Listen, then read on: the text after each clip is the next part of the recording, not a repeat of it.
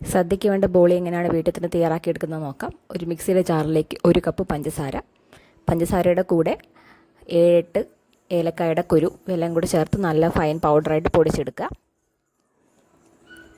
അതിനുശേഷം ഒരു പാത്രത്തിലേക്ക് നമുക്ക് 1 കപ്പ് മൈദ ചേർക്കാം.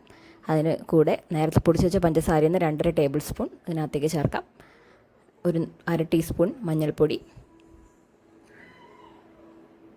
പിന്നെ ഒരു 3 ടീസ്പൂൺ നെയ്യ് ഇവയെല്ലാം കൂടി ചേർത്ത് നല്ല രീതിക്ക് കുഴച്ചെടുക്കാം. കുഴയ്ക്കാൻ വേണ്ടി നമുക്ക് 1/2 കപ്പ് വെള്ളം മതിയാവും. അല്ല, പൊറോട്ടയ്ക്ക് കുഴയ്ക്കുന്ന പോലെ ലൂസായിട്ടാണ് കുഴച്ചെടുക്കേണ്ടത്. ഒരു 10 മിനിറ്റെങ്കിലും നന്നായിട്ടത് കുഴച്ചെടുക്കണം, എങ്കിലേ നമുക്കൊരു നല്ല ടെക്സ്ചർ കിട്ടുള്ളൂ. അപ്പം കുറച്ച് നല്ലെണ്ണയും കൂടെ തടവിയിട്ട് നന്നായിട്ട് കുഴച്ചെടുക്കാം. ലൂസായിട്ട് കുഴയ്ക്കണം. ഏകദേശം ഒരു 1/4 കപ്പ് വെള്ളം വേണ്ടി വരും. മൈദയ്ക്ക് അനുസരിച്ച് വെള്ളത്തിന് അളവിന് വ്യത്യാസം വരും.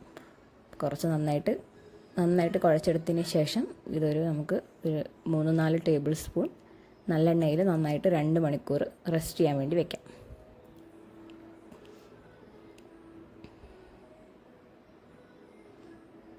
അതിനുശേഷം ഒരു കുക്കറിലേക്ക് 1 കപ്പ് കടലപ്പരിപ്പ് എടുത്തിട്ടുണ്ട്. അതിനകത്തേക്ക് 2 കപ്പ് വെള്ളം ഒഴിച്ച് 1/2 ടീസ്പൂൺ മഞ്ഞൾപ്പൊടിയും 1 നുള്ളു ഉപ്പും ഇട്ടിട്ട് അതൊന്ന് വേവിക്കാൻ വേണ്ടി വയ്ക്കാം. ഒരു വിസിൽ വന്നിട്ട് ഗ്യാസ് പോയതിന് ശേഷം അടുത്ത വിസിലടിച്ച് കഴിഞ്ഞാൽ നന്നായിട്ട് കറക്റ്റായിട്ട് വെന്ത് കിട്ടും. അതിന് നമുക്ക് അരച്ചെടുക്കാം. ഒരു ചട്ടിക്കകത്തേക്ക് നമുക്ക് 4 ടേബിൾ സ്പൂൺ നെയ്യ് ഒഴിക്കാം. അതിനുശേഷം നമുക്ക് അരച്ചെടുത്ത കടലപ്പരിപ്പ് അതിനകത്തേക്ക് ചേർത്തിട്ട് നന്നായിട്ട് നെയ്ക്കകത്ത് മൂപ്പിച്ചെടുക്കാം. കുറച്ചായിട്ട് നെയ്യ് ഒഴിച്ചു കൊടുത്ത് നല്ല രീതിക്ക് മൂപ്പിച്ചെടുക്കാം. അങ്ങനെ കളർ മാറുന്ന സമയത്ത് നമുക്ക് ഇതിലേക്ക് നേരത്തെ പൊടിച്ച് വെച്ച പഞ്ചസാര ചേർത്ത് നന്നായിട്ട് മിക്സ് ചെയ്തെടുക്കാം. അങ്ങനെ ഇതൊരു കറക്റ്റ് ഒരൊറ്റ ഉരുളയായിട്ട് മാറി വരും. എല്ലാം കൂടെ മിക്സായി. അപ്പോൾ അപ്പം തന്നെ വേറൊരു പാത്രത്തിലേക്ക് മാറ്റണം. അപ്പോൾ അതിനകത്ത് പറ്റി പിടിക്കാനുള്ള സാധ്യതയുണ്ട്, ഡ്രൈ ആവും, പിന്നെ നമുക്ക് ഉരുളയാക്കാൻ പറ്റില്ല. അങ്ങനെ ഇതിനെ ഒരു 10-15 ഉരുളയാക്കി നമുക്ക് മാറ്റി വയ്ക്കാം. ഒരു പാത്രത്തിൽ അരിപ്പൊടി എടുക്കാം. നമ്മൾ കടലമാവിനെ ഉരുളയാക്കി മാറ്റി വെച്ചിട്ടുണ്ട്.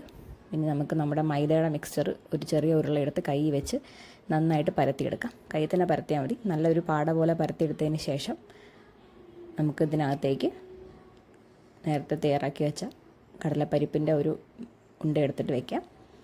എന്നിട്ട് അതിനെ അരിപ്പൊടിയിൽ മുക്കിയതിന് ശേഷം ഇതിൻ്റെ ഈ സൈഡുകളൊക്കെ നമുക്ക് അധികം വരുന്ന ഭാഗം മുറിച്ച് കളയണം. കാരണം ഒട്ടും കട്ടി വരാൻ പാടില്ല മൈദയുടെ ലെയറിന്. അപ്പം ഈ അധികം വരുന്ന ഭാഗം മുറിച്ച് കളഞ്ഞതിന് ശേഷം നമുക്കിത് അരിമാവിനകത്ത് മുക്കിയിട്ട് പരത്താം.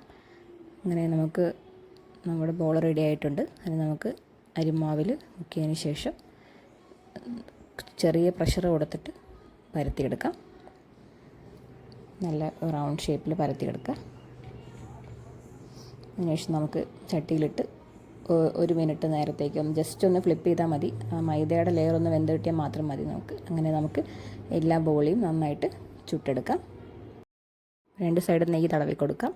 നല്ലൊരു റെസിപ്പിയാണ്. ട്രൈ ചെയ്തിട്ട് എങ്ങനെ ഉണ്ടെന്ന് അറിയിക്കണം.